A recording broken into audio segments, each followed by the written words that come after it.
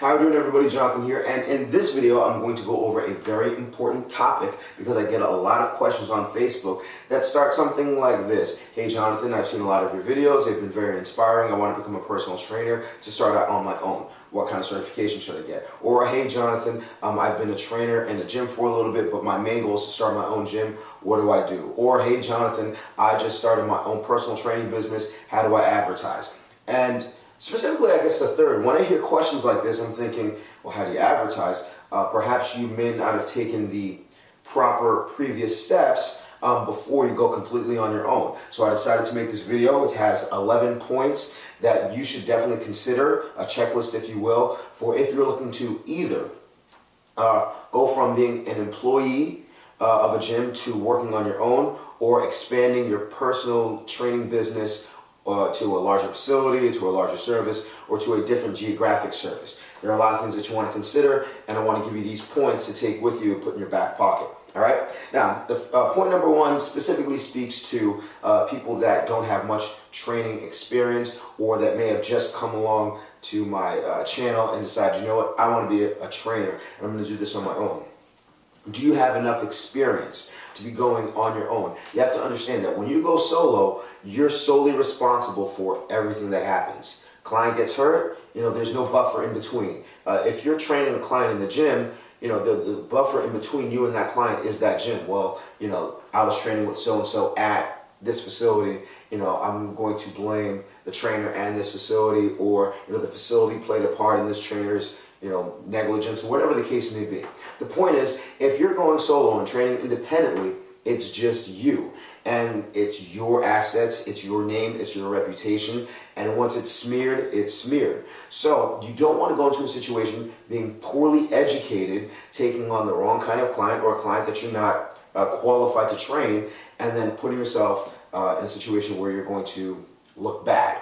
All right, you need to put in a lot of time into training. I previously had a video and it said you should wait at least a year. You should be working for at least a full year in a gym environment or working for somebody else before you even begin to think about going solo. And if it makes you feel any better about it, I waited 7 years of working in different gyms, under other people, learning from better trainers than me, and I still learn from better trainers than me. It took me like 7 years before I really felt comfortable to run my own boot camp. And even then, there were still challenges that presented themselves. So you want to make sure that you have some means of continually educating yourself, all right? Whether it's, committing yourself to attend, a couple Perform Better seminars or personal training seminars, committing yourself to reading the journal of your training certification, or linking up with other trainers, some way to continually develop yourself as a trainer.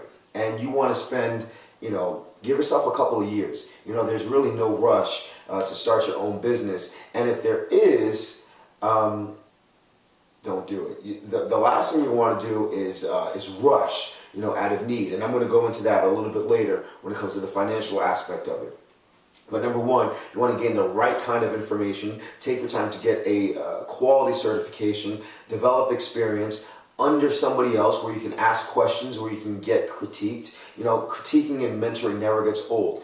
Do that before you put yourself on the line, because once it's you, it's just you. And you want to make sure that your clients respect you enough. For instance, I may have somebody back me up in class, a boot camp class that I'm running. They will not ask that trainer certain questions because they know that they just don't know. They'll wait for me to come around and then they'll ask me. Okay, so you want to make sure, just because you can yell out instructions or explain a push-up, that doesn't mean that you're ready to run your own business as a trainer.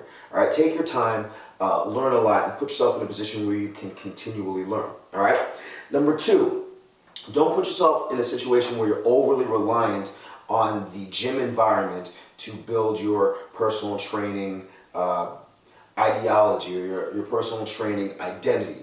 All right, when you go into your own business, you have to understand that now you're competing with better equipped, larger, most of the time cheaper fitness facilities. So what's going to separate you from the big box gym or from the other training business that's down the street that's been around for a couple years longer? Your own idea and your own belief in fitness. fitness and in training and in nutrition, all right, I think there's, enough gyms to go around because there are just so many different flavors of people. People respond to different types of training. People respond to different types of personality. And when you separate yourself from the gym to start your own business, you've established your personality. You understand exactly who you are as a trainer, where you're stern, where you're not stern, where you're lax, where you give clients slack, where you don't. You don't want to be a carbon copy of anybody else, but in that time that you're developing yourself as a personal trainer, you want to have a stance. What kind of nutritional habits do you want to promote? What do you find has worked well with the type of client that you choose to target now? You don't want to be so overly reliant on gym equipment. You are more than likely not going to have access to an entire line of Cybex equipment, in a park or at your home, and I really don't suggest that you have to drop that much money as an initial investment in training to equip your facility with all that equipment. So if you're overly reliant on the Olympic bench and the Cybex or Precor or whatever brand of machines that they have in the gym, you're not ready to go on your own. For me, all I need is large space. If you give me large open space, I'm happy, all right? Give me a band, maybe give me a ladder. A lot of my training is focusing on being able to do anything, large body movements. So I don't need, much less do I want, a shoulder press machine, all right? I want a TRX, I want a band, I want a kettlebell, I want ladders, and I want open space. And I could run, a class, or I can personal train anybody. Maybe a power blocks for resistance, but you want to be good at training in open space, all right? Because more than likely, you're not going to start off with a lot, and I didn't start off with a lot. My first boot camp class that I ran was really just, I didn't even have any dumbbells. All I had was plush balls, all right? That was my first indoor class when I was running it inside the gymnastics facility. When I ran my first boot camp inside of a park, all I had was cheap resistance bands, all right? And I built that up to the point where I was ready to go into the gymnastics facility. And the gymnastics facility I built up over time, okay? So you want to be good at training with very little, and you also want to have an identity and a belief system that you can wrap your training business into, all right? Because that's what's going to keep people, and that's going to help you compete with other businesses. Point number 3, have you written out a business plan, all right? This is very important. If you're looking to go from working in a gym to working for yourself, or if you're looking to go from your current, gym situation to a larger gym facility, you have to write out exactly what you're going to do. Why am I looking down?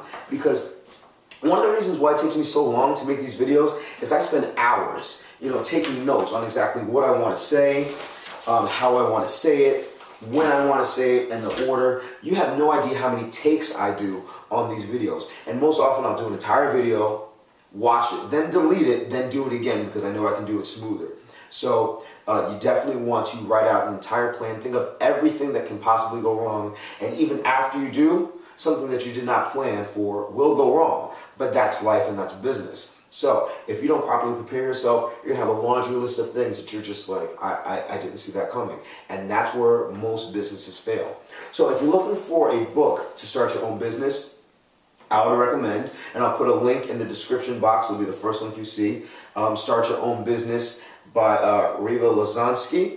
All right, it's made by the Entrepreneur Magazine. It's the first book that I used when I first decided that I wanted to start my own business. Not the first book I bought after I left the gym. I bought it maybe a year before I finally made the decision to start to move out and try it on my own. And even then, I hung on to my job for quite a while before I quit.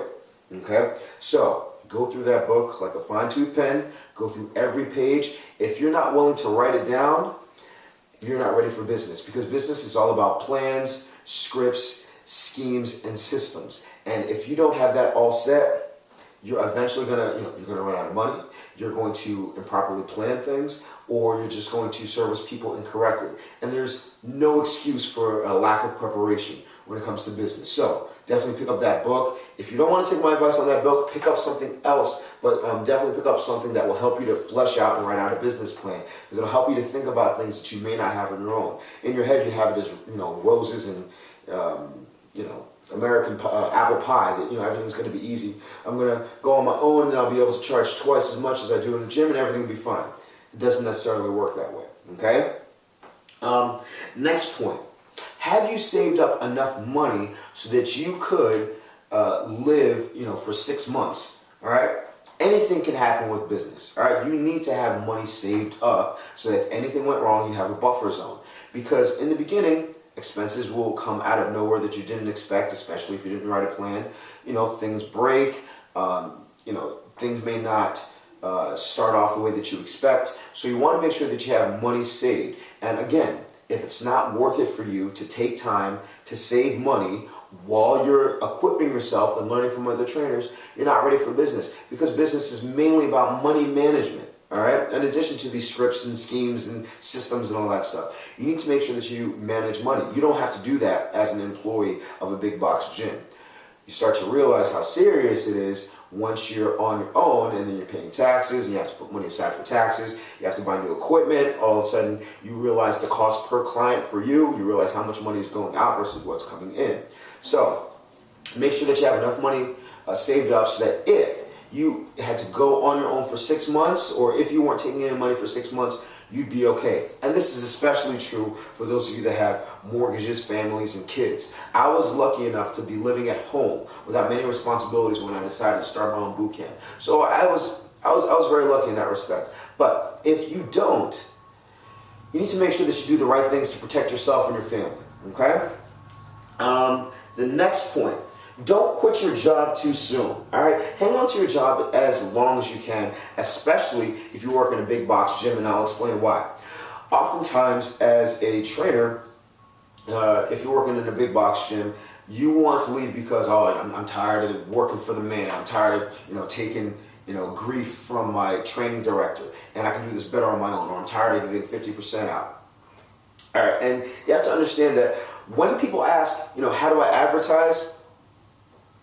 It's all about exposure, and I'm not talking about flyers. Flyers are done, all right? I don't do flyers. I spent money on flyers. I spent money on 3x5 glossy cards. That's not what gets people in the door. What gets people in the door is exposure, seeing your face, getting a chance to experience what you offer, all right? So you need to give yourself as much of an opportunity in front of a large captive, qualified audience as possible. And one of the main ways to do that is to teach classes, okay? So even if you didn't stay at your gym as a personal trainer, you'd want to stay on teaching classes. And maybe they'll pay you, like very little money. Maybe they'll pay you $20 a class. But I'd rather get paid $20 a class to speak in front of a large amount of people than pay out, $100 a month, $200 a month in flyers and, footwork, going from business to business and saying, hey, is anybody interested? They're already coming to the gym, all right? You can speak in front of them, and then you can say, hey, I also have this blah, blah, blah, blah business at blah, blah, blah park or blah, blah, blah location. I was taking a Zumba class for a while, and the Zumba instructor did the best job of parlaying her class job into her own business. So she taught at a Gold's Gym. All right, she taught a great class. Everybody came to it.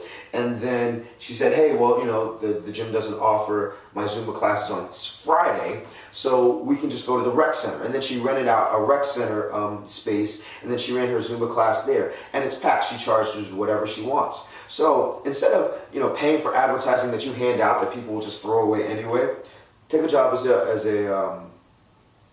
a class teacher, all right? And then that way you'll be able to talk about yourself in front of a large captive audience, okay? So don't quit your job too quickly. Number 4, have you mapped out what it will be like for you to start your own business if you lost 50% of your clients, all right? Too often, I think trainers think, all right, well, I have 20 clients here. The gym charges them $50 a month. I get $50 per session. I get $25 per session. If I go out on my own, I can charge them all $50 per session, and I'll make double the money. What's the problem? The problem is you have to understand the human factor. You don't understand how replaceable you might be to this client. I spoke specifically to a salon owner, and she moved from one town to the next town over. She moved her salon to a slightly larger facility. And it was really a case of maybe a mile, all right? But she said the difference in clientele, because people from this town would not go to the next town, all right? And for whatever reason, people like to be comfortable, all right? People like their routines, and I'm talking about your clients. So you can't always rely on the fact that every client that you have now is always going to stay with you. That's another reason why you always want to put yourself in a position where you don't quit your job and always have a means of giving yourself exposure. Because if you just kind of lock yourself away and expect everybody to follow you, I can guarantee you it won't happen. All right? When I started in the park, in the gym, I had, let's say, 30 to 35 consistent clients, okay? How many of them followed me to the park? 2, okay? So when I ran my boot camps at the park, out of those 30 some odd clients, 2 followed me to the park, all right? I grew that up to about 17 to 20 people, and it got to a point where I realized I couldn't run the boot camp in the park any longer because I live in the Northeast and it was going to get cold. So I decided to, work out of the gymnastics facility. I thought everything was going to be great. I had 17 clients. I was going to be moving from the evening to the morning, but I figured everything would be fine. Out of those 17, how many followed me into the gymnastics facility? 1. And then 1 other from personal training. And that's it. And that had to start again from the beginning. So you have to understand that, and that's another reason to save. If you're going to move yourself, you have to expect that people are not going to move with you. You have to understand that you may have to start over and then, regain your own following. And that following will build on itself. But don't just expect that just because you have all these clients here, you're going to have them over there. All right. The next point, consistent exposure. We've gone over that. All right, so we're going to go over 10 points instead of 11. All right, so you have to understand that when you start your own business, it's like having a newborn baby. Now, I don't have kids, but the amount of attention that is going to be required for your business, you can't even imagine. All right, everything, especially if you're just used to working for somebody else, all of a sudden things that you didn't consider when you had to when you were working for the gym now becomes an added cost. If you have your own facility, you didn't consider toilet paper, paper towels, cleaning services, electricity, and gas and electricity, like your utilities. You didn't consider all that. You thought about the training. You thought about, okay, I'm going to get this piece of equipment, a new computer, some new sneakers, and I'll be fine. All right, but everything is going to be a need. So you have to be prepared to make sacrifices. All right, a lot of the luxuries that you enjoy now, you're going to have to put to the side because now you have to put that into your business if you want your business to grow healthily, the same way a newborn baby would. So you have to understand that it's going to require a lot of sacrifice. All right, to those trainers that are looking to expand their business, remember, do it because of need, not because of ego. All right. If you have your own facility, you shouldn't be looking to move into a new facility just because you think you deserve it, you think you're awesome. You actually want to get the most out of your space as possible, even if it's a little bit small. I'd much rather it be busting out at the seams than open up a brand new, large, beautiful facility, take out huge loans, and now I'm in the red, all right, with the same amount of clients. All right, so if you're going to move to a larger facility or a different facility, number 1, make sure that you understand that you may not be able to keep everybody. And number 2, do it because of need. Like, man, I really can't fit any more people. I have a waiting list for months. I finally need to move. Otherwise, enjoy your small space. I'd rather have a small space and, be in the black, making surplus of money, than being in a large space, with fancy signs and all new equipment, and then being in the red or just barely, making the nut every month, and the nut being the required cost to keep the facility going.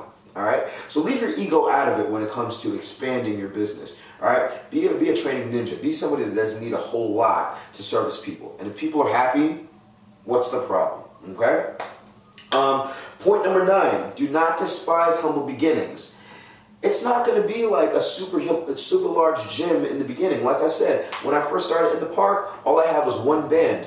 And I tell the story all the time. There was another boot camp going on, maybe 100 yards on the opposite side of the field, and they had every piece of equipment under the sun, and I felt this big, you know, competing against them, because they had ropes, they had this big Escalade that pumped out music, they had weight vests, they had kettlebells, they had, you know, they had weights, and all I had was this one band and a, you know, and a nice personality.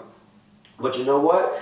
You have to start there. There's no way that you should not be spending that much on the business. You as a trainer are an asset in and of yourself. Your energy is an asset. All right, your dedication is an asset. So if you need to invest in, you know, all the latest equipment just to get people in the door, then sorry to tell you, you're not good enough of a trainer yet. Okay? You need to have a credo. You need to have a belief. You need to have a way with people that they want to train with you anyway. All right? They looked over at that other boot camp and they're like, you know what? We're fine over here. All right? And then over time, I slowly bought more equipment. All right? So I see it all the time with churches where, like, you know, a church usually starts off in somebody's basement, and then they rent from like a hotel, and then they rent from, you know, a larger facility from another church, and then they have their own building, and then they're making money hand over fist. So they decide to open up a new church, and what do? They buy a brand new big building instead of, you know, in a different location. And it takes much more time. It takes much more work to build it up, because you need to grow organically. All right, that's the best way to grow. You can't just invest a ton of money and expect people to come in, because people will stay and grow and refer because they love you. On this level, on this small business level, there are no McDonald's. All right, you are not McDonald's. You are not Pizza Hut. You're not Dunkin' Donuts. You're not just going to open up a new store or a new facility and just have people run on in because there's a new personal training facility. All right, usually you're going to be fighting to get people in the door.